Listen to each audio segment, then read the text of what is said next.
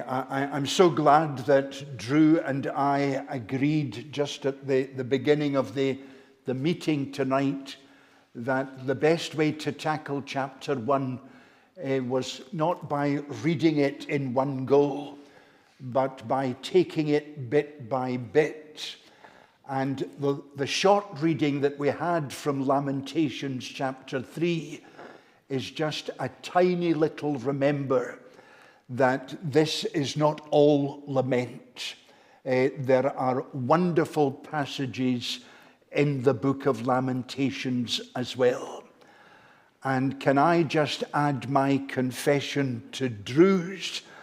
I don't think I have ever studied in any great depth the book of Lamentations. So I suspect we are all in the same boat tonight. What you will find helpful, I hope, is if you have your Bible open at Lamentations chapter 1. And obviously we cannot possibly say everything about every detail in these long 22 verses. But at least I want to give you the flavor and also an introduction to the book of Lamentations.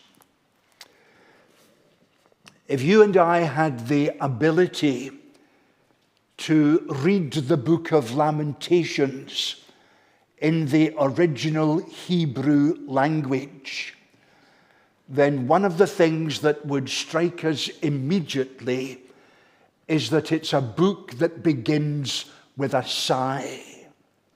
There's a sigh right at the beginning of the book of Lamentations.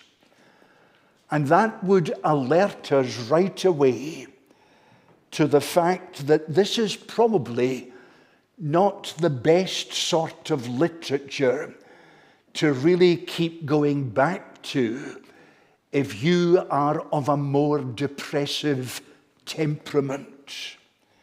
It isn't called Lamentations for nothing. It's a great book for people who like a good moan.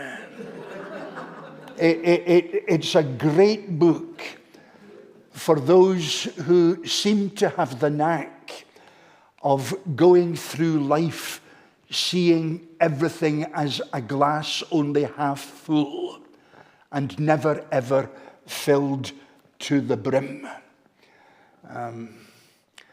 Rather cynically, I think it's a great book for those people who live in the little Northumbrian mining village near Durham called Pity Me. That's what this book is about. But despite saying all that, of course, it's still part of God's inspired word. And I believe that it has some powerful lessons to teach us, particularly about how to live as God's people when the world seems to be going to pieces. And God apparently seems to have turned his back on a nation, what we sang in our opening praise. There's a lot in it about how to deal with grief and suffering and the pain of constantly having to ask in our prayers, oh God, what's happening here? Why has this been allowed to happen? We call it the Book of Lamentations. Very often it's described as the Lamentations of Jeremiah, the weeping prophet, although there's no strong evidence that it was actually written by Jeremiah. What we do know, however, is that here is a book that was written by someone who seems to have been in the depths of despair because of the event that took place in the year 587 BC. That's when the Babylonians laid siege to Jerusalem and overwhelmed the nation. And in the process, they razed the city of Jerusalem to the ground. And they carried all the people off into exile. That's the basic background of the book. It was a book that Martin Luther loved, maybe because he himself was of a depressive temperament, and it was very much in his mind when he wrote his famous book, The Babylonian Captivity of the Church. And that, I think, is our lead-in to finding out what this has got to say to us in our day and generation. However, we mustn't think that it's merely a book about a man giving off steam and giving vent to the situation that he finds himself in. This book is in the Bible to remind us that when things go wrong, either in our lives or in Christian churches and fellowships, or in the nation or in the world, there are right questions to ask, and there are also wrong questions to ask. The wrong question to ask is, Lord, why has this happened to us? Pity me. Why me, Lord? Why us? Why Jerusalem? Why your chosen people?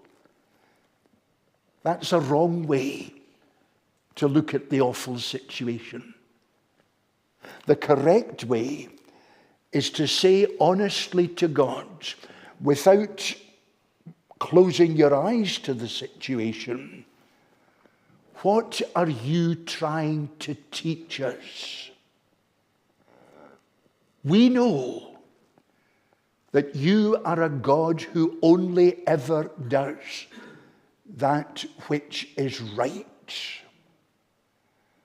And even though you are allowing this devastating thing to happen to us, it must somehow fit in to your plan.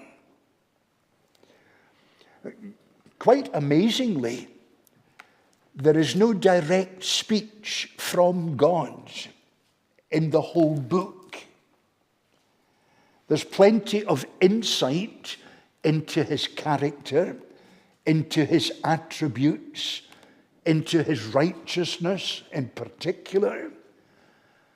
And that's reflected in how he addresses the situation. On the surface, it may not contain any direct word from God, but it does have plenty to say about God. So, with your eye on that first chapter, let's think to start with about the situation that the writer is addressing. And right away in verse 1, you'll notice that he is depicting both the nation and in particular its capital city as a bereft widow. It's a terrible experience to be widowed. And the writer uses this idea to try and give some kind of explanation as to what people in the city, in the nation, are actually feeling. They're like a bereft widow. And not just any widow that you can mention, but a widow who at one stage was a princess, someone of great importance, as was Jerusalem, as was the whole nation of Israel. And now they've been taken into slavery. No wonder, as it says in verse 2, she weeps bitterly in the night. What else can you do if you're a widow? If you see your beloved nation going to pieces? If you see the city that God has chosen for his own habitation reduced to rubble? Nobody would sleep at night. You'd lie there awake and you'd be weeping. The surrounding nations, which previously had regarded her as great, have now abandoned her. They were once looked upon as friends, as lovers. But they're now beginning to deal treacherously, just like the Babylonians. It's a situation of exile and affliction. Verse 3. It's an experience of hard servitude. There's no doubt that the enemy has the upper hand and people have nowhere to turn.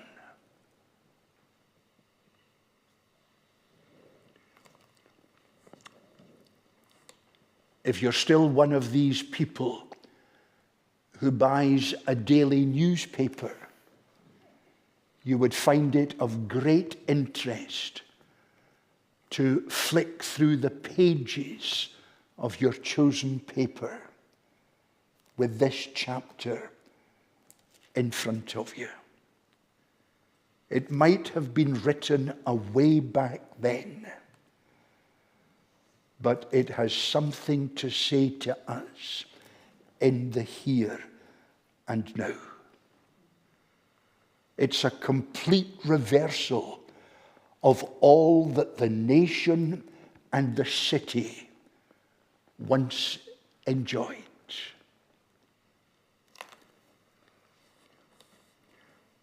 I'm old enough now, and some of you are as well, to remember when our meetings were full, when our churches were, if not totally packed, more healthily filled than they are today. When people who didn't even darken the door of a church had a morality and values and a grasp of the truth that filtered into their everyday, workaday life. That seems to have gone. That seems to have gone.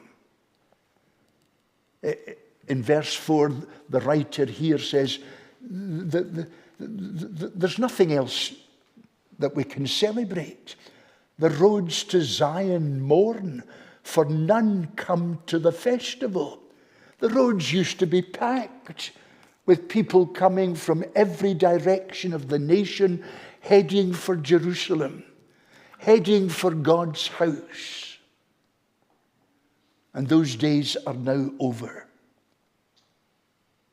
And when you ask the religious leaders, she dwells now among the nations but finds no resting place.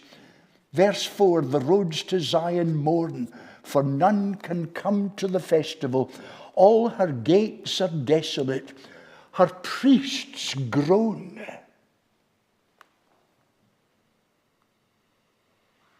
Those who are preachers and ministers have succumbed. Her virgins have been afflicted, and she herself suffers bitterly.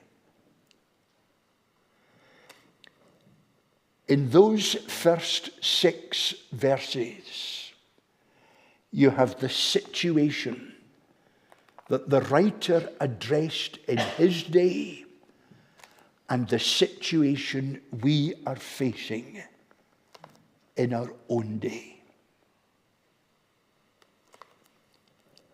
But there's more, and it's worse.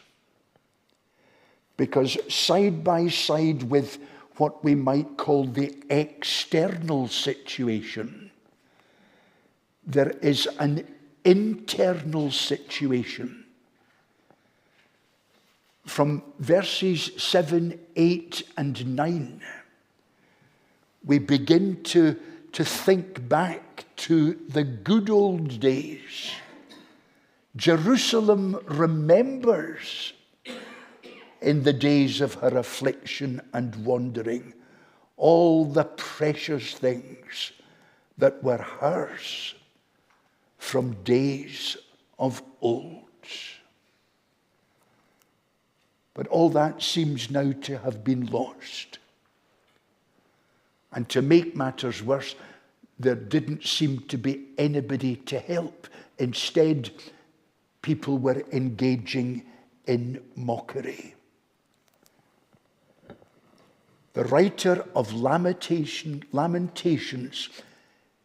has enough insight from the Spirit of God as he writes this word to recognize that all the blame cannot merely be laid at the door of the Babylonians.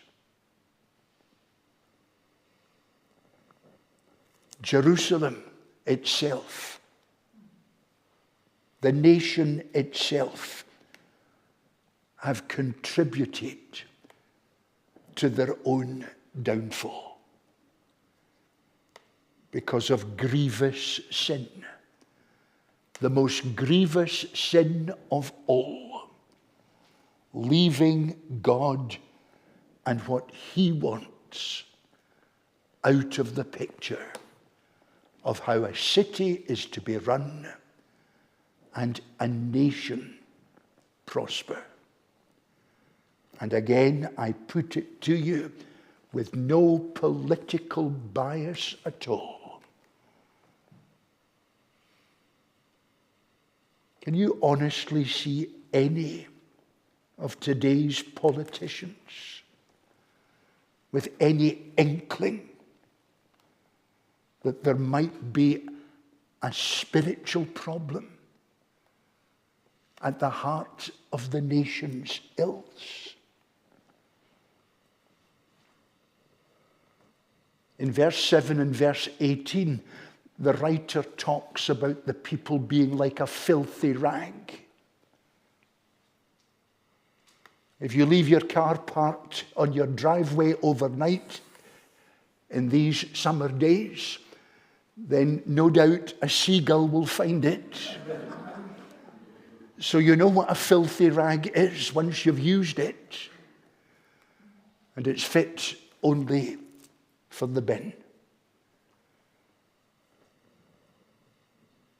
What's the reason, says the writer to Lamentations? It's there in verse 9. She took no thought of her future.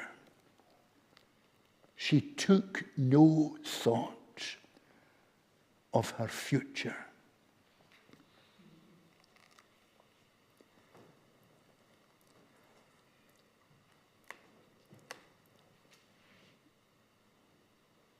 I'm finding this difficult to get across to you tonight.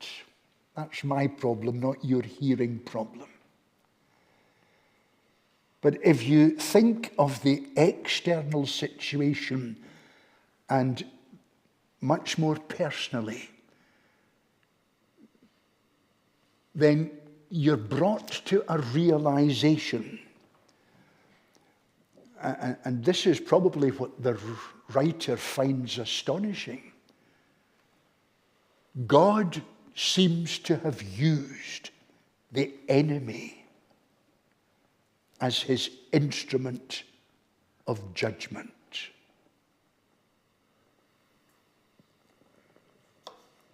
It's clear that the life of the society in which he once lived has been greatly affected. He speaks in verse 10 about desecrated sanctuaries.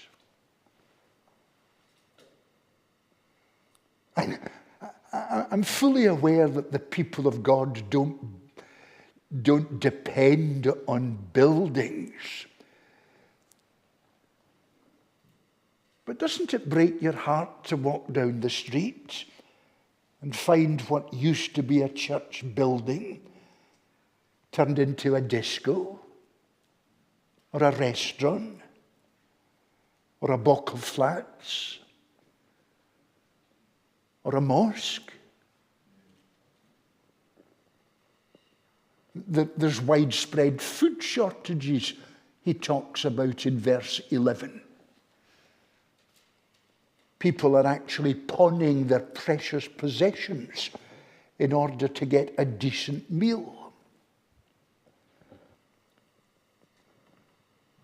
And the writer says, "Is it nothing to you," verse 12, "all you who pass by, look and see if there is any sorrow like my sorrow, which was brought upon me, which the Lord inflicted on the day of his fierce anger." Verse 13 is of particular interest. He says, it's like as if we've been engulfed by a great fire, or we've been caught in a net, and we're so entangled that we can't find a way out. It's left us stunned, as if we've been hit by a policeman's taser. There's a yoke of bondage upon us.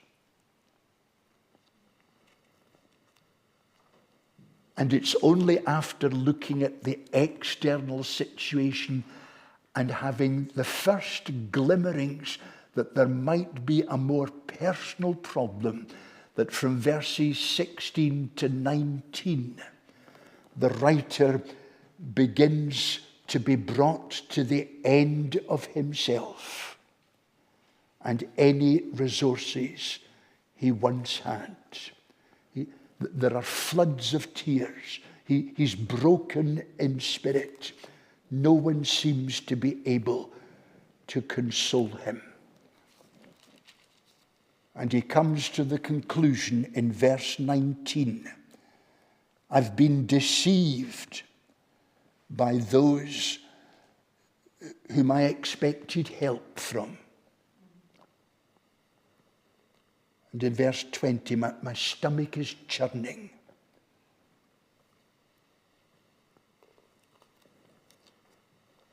And once he reaches that position, there's this great cry for deliverance.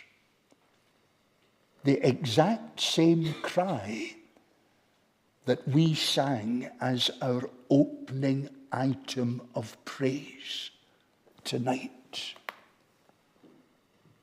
Look upon me, he says in verse 20, not the situation. Deal with me, he says in verse 22. Not the Babylonians.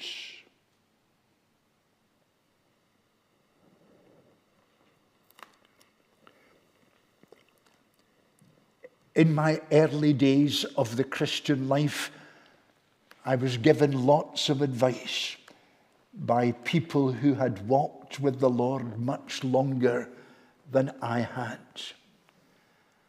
And I remember being told, God will never let you down, and he will never let you go. But remember, he will never let you off. God is a righteous God. And that leads us to say, well, Lord, what are you saying to us through this?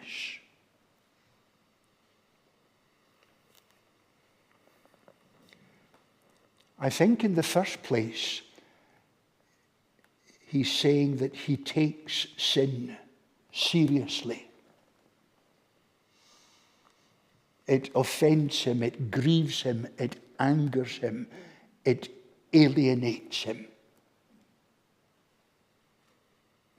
The reason this writer is in such a state is not just because of what the Babylonians have done to his capital city and his nation and his people. He's in a state because he can't find God in the situation. Apparently, God seems to have abandoned him.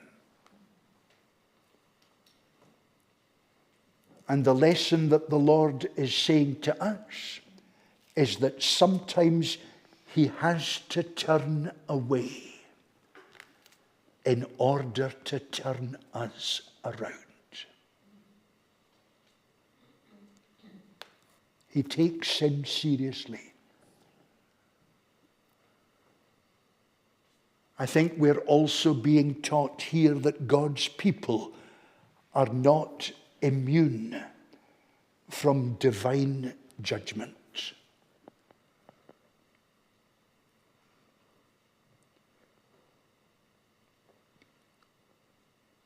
The same God who established this fellowship and congregation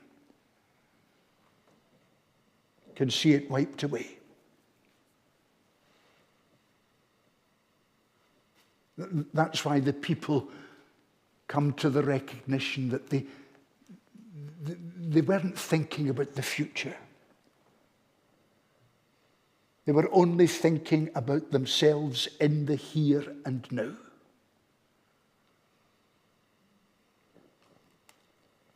Past blessing is no guarantee of continuing blessing. It's only when we are apparently God-forsaken that we reach the situation this man is in, where he's grief-stricken and guilt-ridden. Wasn't it Billy Graham who got into a lot of trouble way back in the 60s for saying that if God does not judge this nation, he will have to bend over backwards to apologize to Sodom and Gomorrah?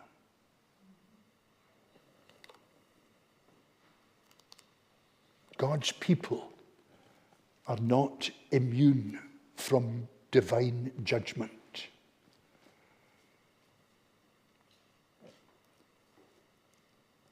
But though he takes sin seriously, he deals with sinners tenderly. Which is why Peter, when he came to write his first letter to people who were going through the mill, was able to say, yes, God will keep you, but never forget, judgment must begin at the house of God.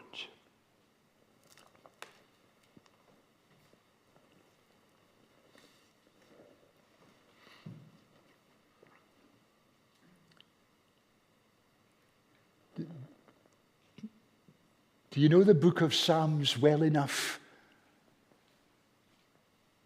to be able to quote Psalm 11, verse 3? If the foundations be destroyed, what can the righteous do? What would this writer say in answer to that question? If the foundations be destroyed, what can the righteous do?